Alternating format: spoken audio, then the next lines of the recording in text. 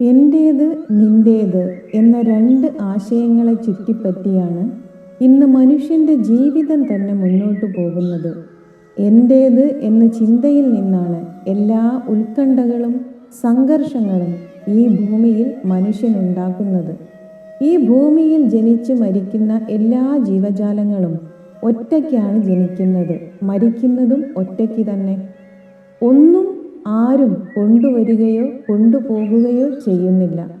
നമ്മൾ വളരെ ആഗ്രഹത്തോടെ കെട്ടിയുണ്ടാക്കിയ നമ്മുടെ വീട് നമ്മുടെ മരണശേഷം എത്ര കാലം നിലനിൽക്കും?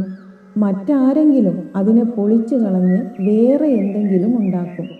അപ്പോൾ നാം ഈ ബലം പിടിച്ച് നമ്മുടെ മനസ്സിൻ്റെ ഏറ്റവും വലിയ ആഗ്രഹമായി കണ്ട വീടിനെ മറ്റൊരാൾക്ക് യാതൊരുവിധ മാനസിക സംഘർഷവുമില്ലാതെ പൊളിച്ചു കളയാൻ ഒരു ദിവസം പോലും വേണ്ടി വന്നില്ല. നമ്മൾ നേടുന്ന പേരും പ്രശസ്തിയുമെല്ലാം ഇതുപോലെ തന്നെയാണ്.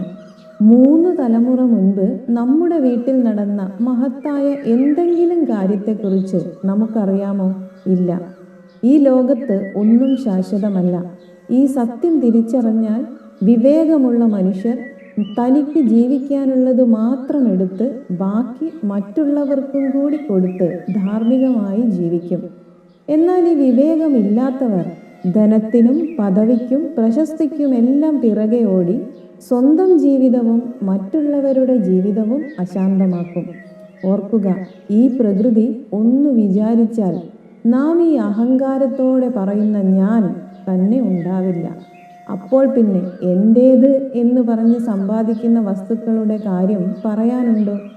ജീവിതത്തിൽ ഓരോന്നിനും അവ അർഹിക്കുന്ന സ്ഥാനവും പ്രാമുഖ്യവും മാത്രം കൊടുത്താൽ ജീവിതം വലിയ ബുദ്ധിമുട്ടുകളില്ലാതെ മുന്നോട്ട് കൊണ്ടുപോവാൻ കഴിയും.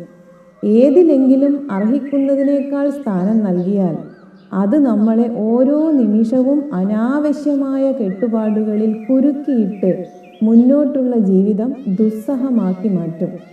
ജീവിതത്തിൽ ധാർമ്മികതയെ അടിസ്ഥാനമാക്കി ആവശ്യങ്ങളെ നിയന്ത്രിച്ച് ആഗ്രഹങ്ങളെ ശ്രദ്ധയോടെ നിരീക്ഷിച്ച് വിവേകത്തോടെ മുന്നോട്ടു പോയാൽ സന്തോഷവും സങ്കടവും സന്തുലിതാവസ്ഥയിൽ കൊണ്ടുപോവാനും സങ്കടത്തിൽ നിന്നും വേഗം രക്ഷപ്പെടാനും സാധിക്കും.